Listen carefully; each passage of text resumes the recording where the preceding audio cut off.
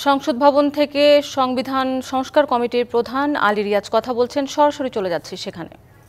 যে মতামতগুলো এসছে সেগুলি আমরা বিবেচনায় নেব, বিবেচনায় নিয়ে সেগুলির মাধ্যমে যেখানে মানে যে ধরনের সুপারিশ করা দরকার আমরা সেই সুপারিশগুলো। সেটা তো লিখিত কথা বললেন, নানাজন অংশীজনের সাথে আপনারা আলোচনা করেছেন, সেই আলোচনায় আসলে সংস্কার নাকি পুনর্লিখনের বিষয়? দেখুন, সংস্কার কথাটার যে ব্যাখ্যা আমরা দিয়েছি এর মধ্যে পুনর্লিখন আছে, সংযোজন আছে, বিয়োজন আছে, সংশোধন আছে, সব কিছু আছে। আমরা সংস্কারটাকে বড় অর্থে দেখছি আর কি, তাই না? শুধুমাত্র একটি মানে কেবল সংযোজন হবে, কেবল বিয়োজন হবে, কেবল পুনর্লিখন হবে, আমরা তা বলছি না।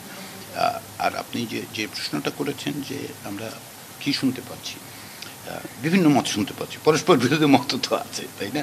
Double million offer, Walton fridge কিনে পেতে পারেন 20 লক্ষ টাকা, রয়েছে কোটি কোটি টাকার নিশ্চিত উপহার। ফলে এক কথায় যদি আমি সারাংশ করতে চাই তাহলে একটু বিপজ্জনক পরিস্থিতি তৈরি হবে, কারো কথা বলবো কারো কথা বলবো না।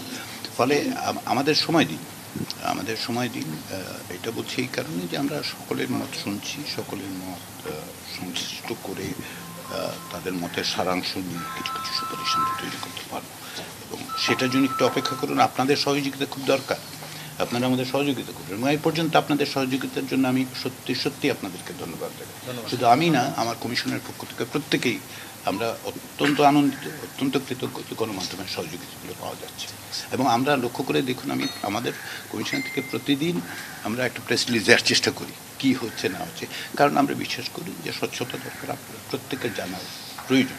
সেজন্য যখনই কিছু হচ্ছে, এমনকি কোনো প্রতিনিধি দল আসলে আমাদের সাথে দেখা গেলো, সেটাও আমরা জানাচ্ছি, এবং কাদের সাথে আমরা কথা বলছি সেটাও আমরা জানাচ্ছি। এই স্বচ্ছতায় আপনারা সহযোগিতা করছেন, সেজন্য অসংখ্য ধন্যবাদ।